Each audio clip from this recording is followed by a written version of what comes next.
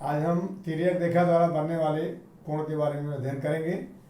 इसके सबसे पहले हम देखेंगे कि तिर्यक रेखा होती क्या है। यदि कोई रेखा दी गई दो रेखाओं को दो भिन्न बिंदुओं पर प्रतिच्छेदित करती हो तो उसे उन दो रेखाओं की तिर्यक रेखा कहते हैं। इस चित्र में हम देख रहे हैं कि दो रेखा M और N है। इसको रेखा L दो भिन्न बिंदुओं A और B पर प्रतिच्छेदित करती है, इसलिए यह रेखा L इन दो रेखाओं M और रेखा N की तिर्यक रेखा कहलाएगी। इस तिर्यक रेखा द्वारा जो कोण बनते हैं उनके बारे में हम अध्ययन करेंगे। तो तिर्यक रेखा द्वारा निर्मित कोण तीन प्रकार के कोण बनते हैं: संगत कोण, अंतः कोण और एकांतर कोण। इनका हम बारी बारी से अध्ययन करेंगे।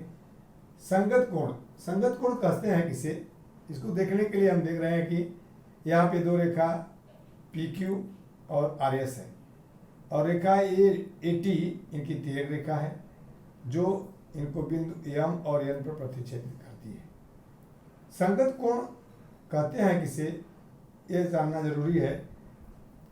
ऐसे कोण जो तिर्यक रेखा के एक ही ओर हों और तिर्यक रेखा पर पड़ने वाली भुजा एक ही दिशा में हो, उन्हें हम संगत कोण की जोड़ी कहते हैं। इस चित्र में हम देख रहे हैं कि कोण AMP यानी A कोण और दूसरा कोण MNR यह कोण दिख रहे हैं कि ये दोनों तिर्यक रेखा की एक ही तरफ हैं और इनकी जो तिर्यक रेखा पर पड़ने वाली भुजा MA है और NM है, यह एक ही दिशा में है, इसलिए कोण AAMP तथा कोण MNR संगत कोण की एक जोड़ी हुई।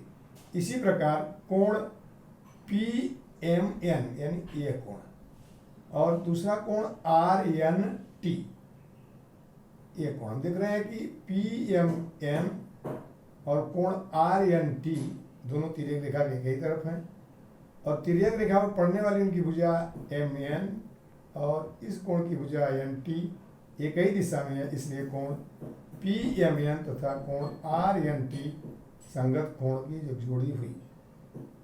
तीसरी जोड़ी कोण AMQ तथा कोण MNS, ये कोण भी तिर्यक रेखा की एक ही तरफ है और तिर्यक रेखा पर पड़ने वाली भुजाएं एक ही दिशा में हैं, इसलिए कोण AMQ तथा कोण MNS भी संगत कोणों की एक जोड़ी हुई। चौथी जोड़ी कोण QMN तथा कोण SNT, ये भी तिर्यक रेखा के एक ही ओर है और तिर्यक रेखा पर पड़ने वाली भुजा एक ही दिशा में है, इसलिए कोण QMN तथा कोण SNT भी संगत कोणों की एक जोड़ी हुई। अतः इस प्रकार हम कह सकते हैं कि जब दो रेखाओं को एक तिर्यक रेखा काटती है तो संगत कोणों की चार जोड़ियां बनती हैं।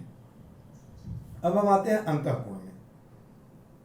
उसी चित्र में हम देख रहे हैं कि कोण PMN यानी ये कोण और कोण MNR ये कोण, ये दोनों कोण भी तिर्यक रेखा के एक ही तरफ है लेकिन इन दोनों रेखाओं के मध्य हैं, इसलिए इनको अंतः कोण कहते हैं। अब इनकी तिर्यक रेखा पर पड़ने वाली भुजा विपरीत दिशा में है। देखिए PMN की भुजा MN नीचे की तरफ है और कोण MNR की तिर्यक रेखा पर पड़ने वाली भुजा NM ऊपर की तरफ है। तो हम कह सकते हैं कि ऐसे कोण जिनकी तिर्यक रेखा पर पड़ने वाली भुजाएं एक दूसरे की विपरीत दिशा में हों और वे तिर्यक रेखा की एक ही हों, उन्हें अंतः कोणों की जोड़ियां कहते हैं। तो कोण PMN तथा कोण MNR एक जोड़ी हुई। उसी तरह ये दूसरी जोड़ी जो है QMN तथा कोण SNM या MNS, ये दूसरी जोड़ी हुई, अंतः कोण की जोड़ी हुई। अर्थात अगर दो रेखाओं को तिर्यक रेखा काटती है तो उनके द्वारा दो जोड़ी अंतः कोणों की निर्मित होती है। अगला जोड़ी एकांतर कोणों की।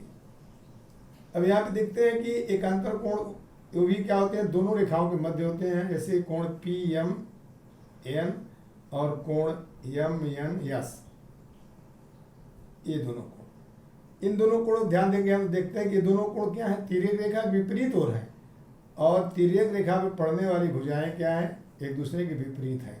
एक कोण तिर्यक रेखा इस तरफ है, दूसरा कोण तिर्यक रेखा उस तरफ है। इसकी भुजा एम एन नीचे की तरफ है, तो इसकी भुजा एन एम ऊपर की तरफ है।